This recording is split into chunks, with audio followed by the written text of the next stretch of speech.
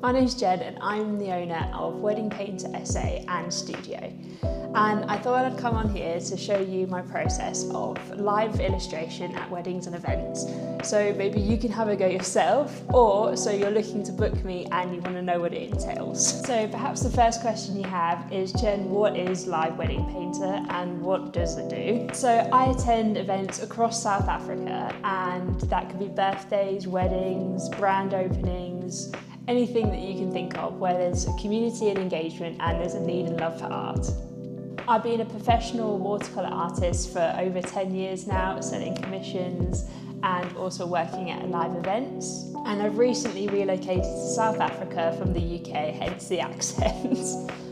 I use professional artist grade equipment, but you are more than welcome to go and explore some of the budget friendly options which can be just as good, arguably sometimes better, if you want to have a go at home. Now at weddings and events, I actually take images of the people so they can continue to enjoy the celebrations or the festivities, but for this video I will just find a reference picture for us to work from, something that you may see at a wedding. This is lovely, nice colour here, so we'll go for this one here.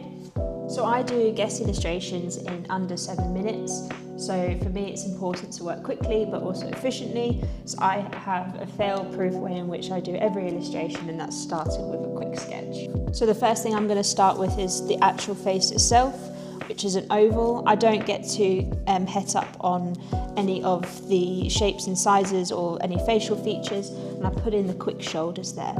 I then go straight down and making a body shape of a triangle, and then just referencing the arms like so. Now here, thankfully, the dress and the leg is the only thing that's sticking out, so that is just something I do, and within sort of 30 seconds I've got that. Now I go on to actually placing in the facial features. Now I actually just work in dots, so 1, 2, 1, 2 is the eyes, and then reference where the nose will be, then also the mouth, and then from there I will reference in where the ears are, even on most of the images with long hair they don't see the images. And that literally is all the sketch that I will do, and then for the rest of it I will work in pen. So I'm going to start with the 0.3 first. I'm going to go in with the facial features. I generally start with the eye first, and as it's female I have a little bit of an eyelash thing going on here. So adding in the eyes.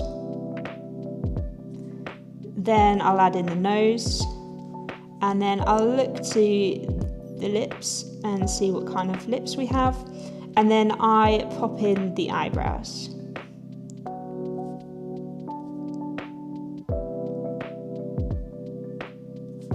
Just like so. From this point I then go in and I add in the chin, so this person is quite chiseled. I don't go overboard with the lines or anything like that, and then I start to put in some of the hair detail, referencing to the fact that the hairs are in strands, so just putting in some of the stranded hair here.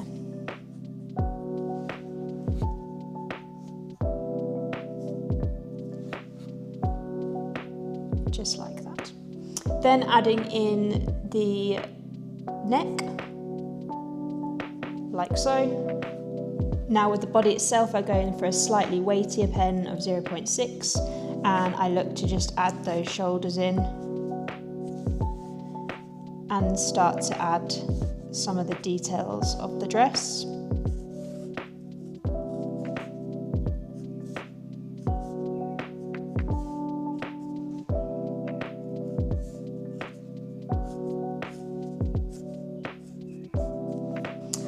And continue down with the bottom side of the dress. Now for me it's always quite important to remind, if you are having a go at home, that not to spend forever and a day on this. The reason for it is you may have 60 guests to do in a couple of hours, so you literally want to be very minimalistic but get those important lines in whilst getting the accuracy as good as possible. Now we're going to go ahead and mix our colours. So I generally use a yellow base along with a bit of red and a tad of blue until I get the right colour. Now the important thing is that you add enough water for it to be not too thick, because you want your first base layer literally to be something resembling a skin tone, but we can go in with detail afterwards. So I paint all the skin at once, and I start with this first because if there's one thing I want a preference on is to layer it afterwards once it's slightly dry. So we can put in those shapes just like so of the individual's arm, and now the other arm. Now it's quite loose again and very illustrative. I'm not looking to stay within the lines, and we can move on from there. The next thing I'm going to do is I'm going to go over for that beautiful yellow colour. Now I use, like I said, the pan colours, so sometimes I need to clean them out as I go, but we've got a nice yellow here coming along. Nice bit of water in there, and we're going to look to go for that colour there.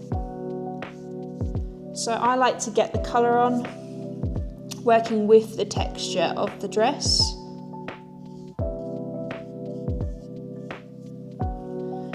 With watercolours, it does suit live guest illustrations because you have to be able to work quickly.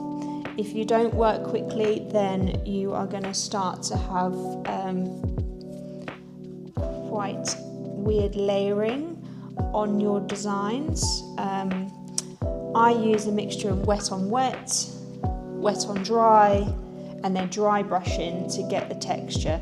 Dry brushing is generally where you go in with, you take a lot of the paint off of your brush and then you almost scrape it, and it gives it a nice bit of texture. It does really well for things like if people are wearing fur coats or if they have texture. So now I've done that, I'm going to go with a slightly darker, so I'm going to add in not a black but a blue and a bit of a brown. So we've got more of a mustard colour, and I can literally go wet on wet and get those colours in to get that expression in there. A bit more, just like so. Now, watercolours always dry lighter than they seem.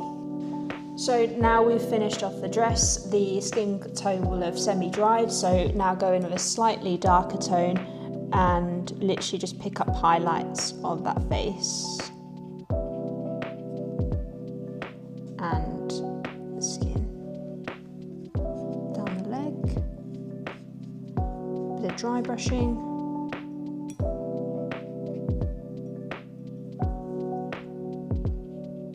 Just like so. Now going to add in the hair, so again, a blonde colour. Typically isn't that much brown, it's yellow then mixed with some burnt umber, and with water we can literally feel the texture, so you really want to look at the texture of the hair. We can dry brush some of that in, like so. And then I like to go in with the final details, which will be the lips.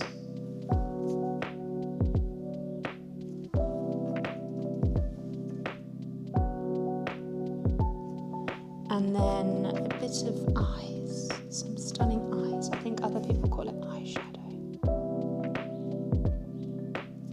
Just like that.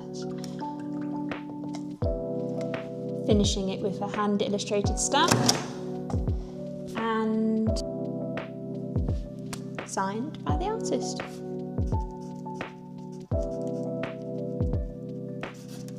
And just like that, we have a finished illustration. So if you've enjoyed this process, or you'd like to find more about booking me for an event or a wedding, please just get in contact. You can find my details on www.weddingpainter.co.uk.